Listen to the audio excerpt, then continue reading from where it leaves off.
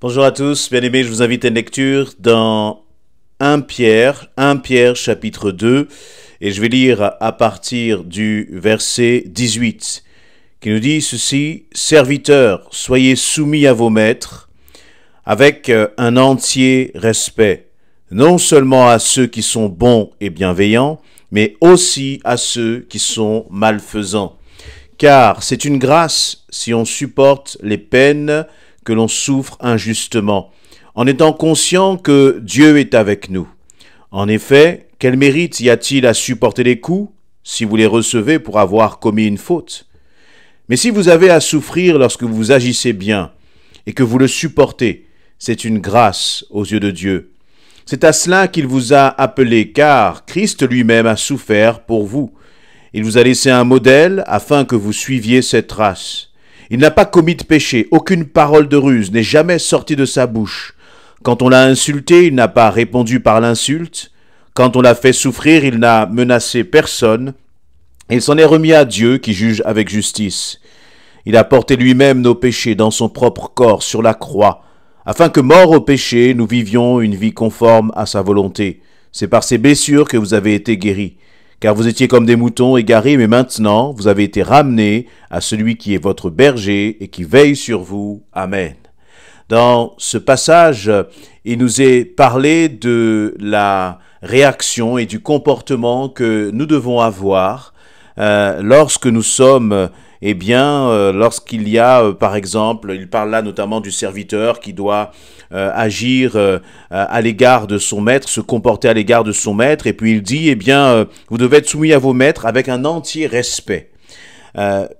Si ceux-là sont bons et bienveillants, si ton maître est bienveillant avec toi, ou même si celui-ci est malfaisant, Et donc, on voit que le Seigneur nous appelle là à rendre, face au mal, à rendre le bien. Et ne pas rendre le mal pour le mal, mais face au mal, à vraiment rendre le bien. Et bien sûr, lorsque nous lisons ces paroles, cela peut nous choquer. Cela, on peut se dire, mais comment, Seigneur, est-ce possible? Est-ce qu'on peut supporter l'injustice? Est-ce qu'on peut supporter la souffrance comme cela? Et le Seigneur, continue, et dans cette exhortation que Pierre va écrire, il nous est dit, c'est une grâce. Si on supporte les peines que l'on souffre injustement, en étant conscient que Dieu est avec nous. Là, dans ce passage, il nous est dit que c'est une grâce, en fait, de supporter ces peines. Et comment tu peux, traverser cela? C'est en réalisant que même dans cette situation, même face à ces souffrances, Dieu est avec toi. Et ce qui m'a amené à lire ce passage et à le partager, ce qui m'a interpellé, ce n'est pas tant que je voudrais partager quelques pensées sur la relation, de responsable à celui qui est sous l'autorité du responsable, mais je voudrais parler des relations dans le couple, des relations entre mari et femme. Bien souvent, par exemple, tu es une épouse qui connaît Jésus-Christ et ton époux ne connaît pas Christ. Ou le contraire, tu es un mari, un homme qui est engagé avec Dieu, mais ton épouse ne connaît pas Christ. Et très souvent, ce sont des situations de couple qui peuvent être difficiles. Parce que celui qui ne connaît pas Dieu, pour le dire d'une façon, un peu terre à terre, c'est que celui qui ne connaît pas Dieu te fait la misère. Celui qui ne connaît pas Dieu, très souvent, il te fait souffrir par ses remarques. Et puis, plus toi tu avances avec Christ, plus lui rejette Christ en toi, justement. Et plus tu deviens l'objet, justement, de moquerie, l'objet de méchanceté au quotidien. Et ces méchancetés, ce sont des violences que tu peux subir au quotidien, à travers des paroles, à travers des façons de penser, à travers des réactions. Et tout cela, le Seigneur, et tout cela, c'est dur à vivre. Tu voudrais vivre une vie chrétienne épanouie. Tu voudrais vivre ta relation avec Dieu épanoui, tu voudrais que, il y ait la paix dans ta famille, mais c'est compliqué, parce que tu as l'impression que celui qui est à côté de toi, qui devrait être ton soutien, qui devrait être cette épaule sur laquelle tu peux te reposer, celui qui est à côté de toi, c'est celui qui te fait la guerre. Et ça peut être dans le cas d'un homme, comme je le disais, qui ne connaît pas Christ, et qui rend la vie dure à son épouse qui est en Christ. Ça peut être aussi le cas d'une femme qui ne connaît pas Christ, et qui rend la vie dure à son mari qui connaît Christ. Et je veux m'adresser à toi qui justement connais le Seigneur, toi qui es attaché à Christ. Eh bien, premièrement, il nous est dit que le Seigneur nous dit, eh bien, de même qu'on peut reprendre cette image de serviteur à un maître. Il dit, bien, sois avec ton maître avec comme un entier respect. Non pas seulement parce que celui-ci est bon et bienveillant, ça c'est simple à faire, mais même quand celui-ci est malfaisant à ton égard. Pourquoi? Eh bien, parce que la réalité, c'est que celui que tu vois, ce n'est pas lui qui est ton maître. Tu ne fais pas les choses et tu n'agis pas, tu ne désires pas agir d'une bonne manière parce que l'autre est bon, l'autre est bienveillant, mais tu veux agir d'une bonne manière parce que ton maître, c'est Dieu. Parce que celui par qui tu veux te soumettre, c'est Dieu. Et donc, là, le Pierre nous encourage, la parole de Dieu nous encourage en disant, mais c'est une grâce si on supporte les peines que l'on souffre injustement, en étant conscient que Dieu est avec nous. Alors si dans ton couple, tu subis des choses de façon injuste, tu subis des peines et des souffrances de façon injuste, alors je crois que tu peux te reconnaître dans ces paroles. Et je crois qu'il y a une grâce sur ta vie si tu tiens bon, si tu persévères, si tu n'abandonnes pas.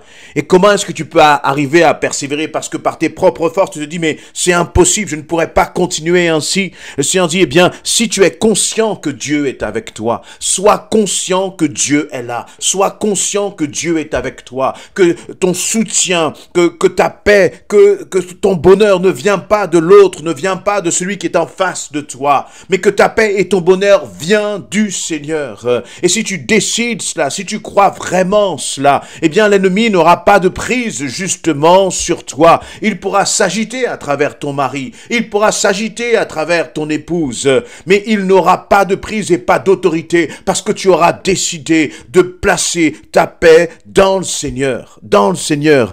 Et quel est le modèle justement par excellence qu'il nous est donné? Eh bien il nous est donné le modèle de Jésus-Christ. Mais avant cela, au verset 20, il nous est dit, en effet, quel mérite y a-t-il à supporter les coups si vous les recevez pour avoir commis une faute?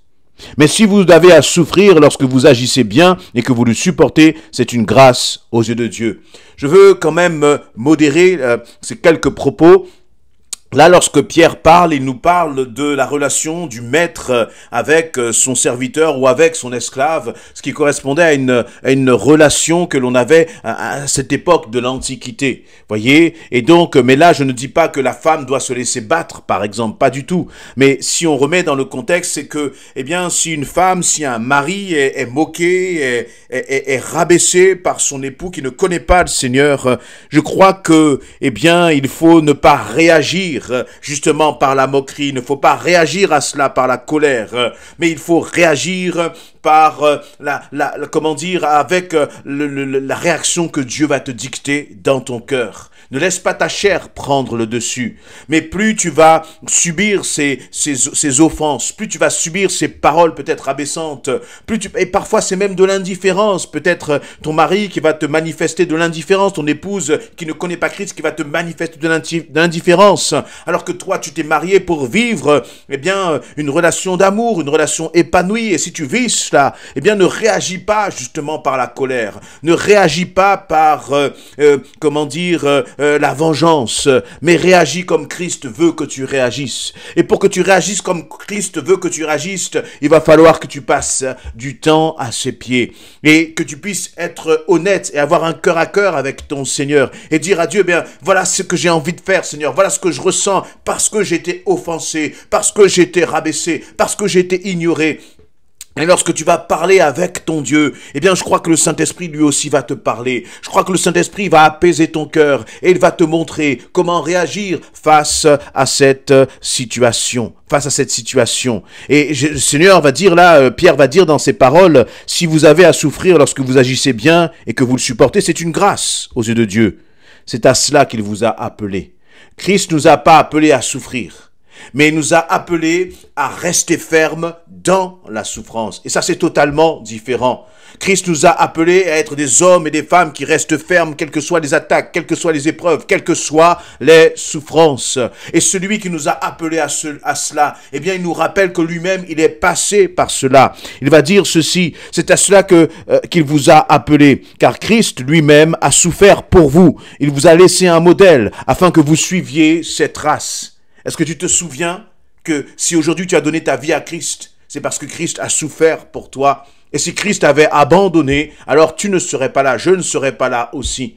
Si Christ avait dit, eh bien c'est trop de souffrance, c'est trop d'angoisse, j'abandonne, je ne vais pas à la croix, je ne me donne pas pour toi, eh bien toi et moi nous ne serions pas sauvés. Et donc très certainement que à travers à travers ta persévérance, si tu tiens ferme, eh bien il y a un témoignage que tu vas véhiculer, que tu vas communiquer. Je ne dis pas que ton mari ou ton épouse sera automatiquement sauvé. Non, ce n'est pas vrai. Parce que dans Corinthiens, eh bien il nous est dit que Marie, sais-tu si tu sauveras ta femme? Femme, est-ce que tu sais si tu sauveras ton mari? Tu n'en sais rien. Mais notre responsabilité, ce n'est pas tant de les sauver. Ça, c'est entre Dieu et eux. Notre responsabilité et ta responsabilité, c'est de manifester un témoignage à la gloire de Dieu, quoi qu'il en coûte. Et quoi qu'il en coûte, je sais que ça peut coûter cher. Mais je crois que le Seigneur t'accompagne et est avec toi dans ce que tu vis au quotidien, dans ton foyer. Il ne t'abandonne pas. Parce que lui-même, justement, comme il nous est dit, Christ lui-même a souffert pour vous. Il n'a pas commis de péché. Aucune parole de ruse n'est jamais sortie de sa bouche. Quand on l'a insulté, il n'a pas répondu par l'insulte. Quand on l'a fait souffrir, il n'a menacé personne. Il s'en est remis à Dieu qui juge avec justice. Voici comment Jésus-Christ a traversé ces épreuves. On l'a insulté, il n'a pas répondu par l'insulte. Mais il s'en est remis à Dieu, à qui tout est justice. Je relis cela, il nous est dit, il s'en est remis à Dieu qui juge avec justice. Toi aussi, laisse le Seigneur juger ton époux. Laisse le Seigneur juger ton épouse. Mais toi, il faut que tu t'en remettes au Seigneur parce que tu sais que ton Dieu est un Dieu de justice. Il a porté lui-même nos péchés dans son propre corps sur la croix, afin que, morts au péché, nous vivions une vie conforme à sa volonté. C'est par ses blessures que vous avez été guéris. Voyez, et je reviens sur le verset 21. Pourquoi Christ a fait tout cela? Il dit, il vous a laissé un modèle afin que vous suiviez ses traces. Alors tu ne peux pas dire, oui, mais Jésus agit comme ça et c'est lui, mais moi je ne suis pas Jésus. Tu ne peux pas dire cela.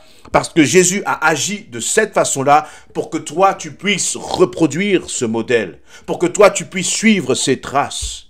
Alors je prie vraiment que tu sois encouragé. Que tu tiennes bon, que tu tiennes ferme, parce que derrière, il y a une victoire que le Seigneur t'a réservée. Mais pour que tu puisses entrer dans cette victoire, il va falloir que tu suives les traces de Jésus. La destination est fixée, c'est la victoire. Mais pour atteindre la destination, il va falloir que tu marches dans les traces de ton Jésus. Épouse, époux, tiens bon, ne lâche pas et attache-toi au Seigneur, et je crois qu'il manifestera sa gloire à travers ta persévérance, même dans les souffrances. Amen.